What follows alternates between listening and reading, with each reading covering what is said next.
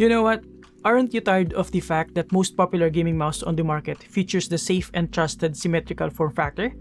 What if you're a boomer that prefers something like the Cooler Master Spawn or Sornet or the modern iteration of it, the MM720, but you prefer wireless? Well, Rakk got you covered with their new Rakk wireless gaming mouse. I won't be diving in about the replication or iteration of designs, but will only focus on what this new gaming mouse has to offer to provide you with an informed decision just in case you fancy this form factor. By the way, I also have an extra Rakk Air that I would like to give away to one of you guys, so watch the entire video. With that being said, let's get into it. So what I have here is the pre-production review sample, so don't mind the packaging. Inside the box, we have the paracord cable, the USB Type-A to Type-C adapter, and the USB dongle. You can use the cable alongside the adapter to have the USB dongle closer to your mouse. And finally, we have the Rakk wireless gaming mouse.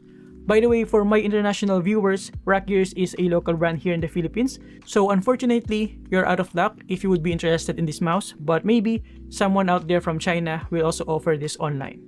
Moving on, there's no denying the fact that this resembles the shape and form factor of the Cooler Master Spawn, Sornet, or the modern iteration of it, the MM720. Of course, it's not a one-to-one copy and has its own characteristics, being a tad larger and being wireless. But yeah, definitely shares the same shape that is geared towards claw grip users with a small but wider than usual body.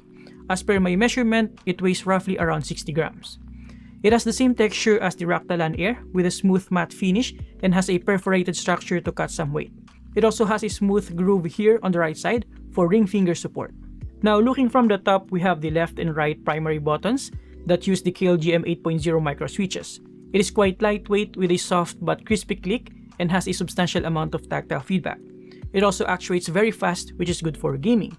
The scroll wheel is also pretty good. It is stable and doesn't have any squeaking sound, and the tactile feedback is strong enough and even stronger than what my Rakk Air has. Here's a quick sound test.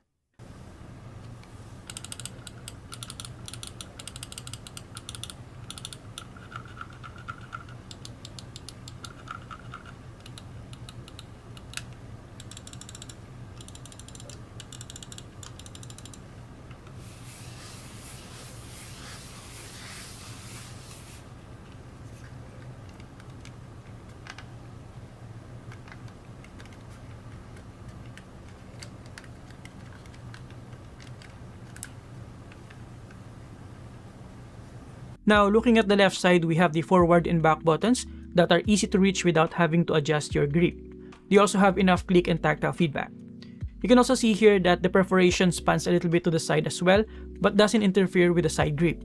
You also get a good idea about the bump, which is a bit towards the rear and is relatively short.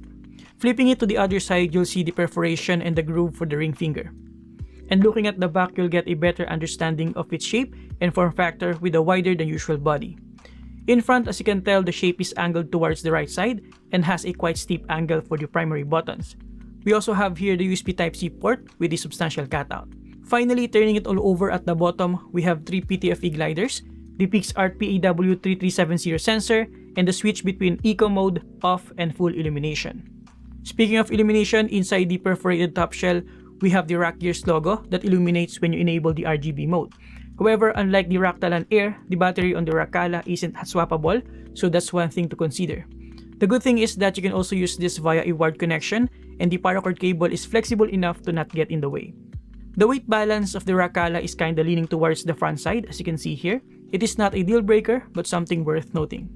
Now, in terms of grip styles, while the Rakk is geared more towards claw grip users, fingertip users can also take advantage of this, while palm grip users may need to adjust due to the shorter length of this mouse. But that will still depend on the size of your hand. The ring finger has a good amount of support, while the pinky finger is kinda just floating on the side.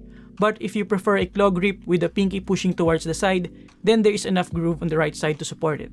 On the other side, the thumb has a substantial amount of support thanks to the groove on the right side. Overall, this is easily one of the most comfortable gaming mice that I've tried so far. It brings me back to my memories when I had the Cooler Master Spawn way back in 2011. In terms of lighting, honestly, I don't really care, but here's a quick clue. It's not even effective, so I won't even bother using it and just turn it off to save battery. Now, when it comes to performance and real-world testing, the first thing that strikes me the most is the amount of adjustment I had to make coming from the Rakk Air which features the typical symmetrical form factor.